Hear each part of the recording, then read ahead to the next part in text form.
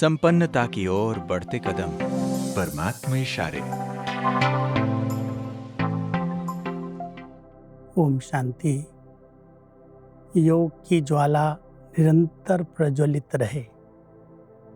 ऐसे नहीं अभी अभी योगी हैं, अभी अभी वियोगी हैं, एक एक सेकंड में अप डाउन हो। परमात्मा कहते हैं उसकी दो विधियां हैं। एक विधि है स्वयं को सारथी समझो। मैं इस रथ पर विराजमान, इस रथ को चलाने वाली इन कर्मेंद्रियों की मालिक आत्मा हूँ।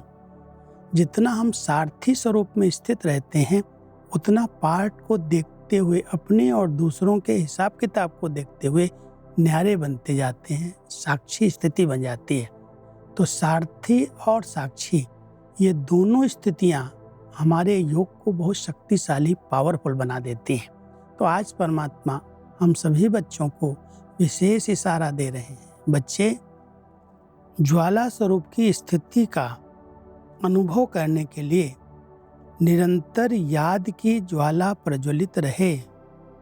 इसकी सहज विधि है सदा अपने को सारथी और साक्षी समझकर चलो।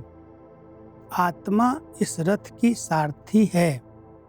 यह स्मृति स्वतः ही इस रथ व देह से, किसी भी प्रकार के देहभान से न्यारा बना देती है। स्वयं को सारथी समझने से सर्व कर्मेंद्रियां अपने कंट्रोल में रहती हैं। सूक्ष्म शक्तियां, मन, बुद्धि, संस्कार भी आर्डर प्रमाण रहते हैं। ये बहुत ऊंची स्टेज है जिसके लिए बाबा हम सबका बार बार ध्यान खिंचवाते हैं। बच्चे, अपने को आत्मा निश्चय करो। आत्मा इस रथ का, इस शरीर का सारथी है। और आत्मा की जो सूक्ष्म तीन शक्तियां हैं, मन, बुद्धि, संस्कार, और साथ साथ ही सब कर्मेंद्रियां, वो आर्डर प्रमाण कार्य करें।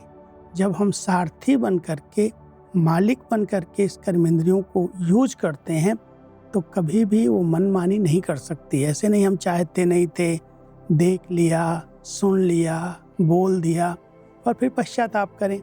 परमात्मा हम सभी बच्चों को मालिक बनाते हैं। सारथी स्थिति, जब हम मालिक बन करके, स्वराज्य अधिकारी बन करके इन कर्मेंद्रियों को आर्डर प्रमाण चलाते हैं और अपने और दूसरों के पार्ट को देखते हुए साक्षी स्थिति में रहते हैं तो हमारे मन, बुद्धि पर हमारा कंट्रोल आ जाता है। सहज योग लग जाता है। योग लगाने में मेहनत नहीं लगती। इसलिए परमात्मा अपने बच्चों को कहते हैं, बच्चे, ज्वाला स्वरूप की याद माना, निरंतर याद। ऐसे नहीं अभी अभी याद करें, अभी अभी भूले हुए हैं। जितना निरंतर योग है उतना योग शक्तिशाली है। और शक्तिशाली योग के लिए सहज विधि है अपने को सारथी समझकर चलना और साक्षी स्थिति में रहना। ओम शांति।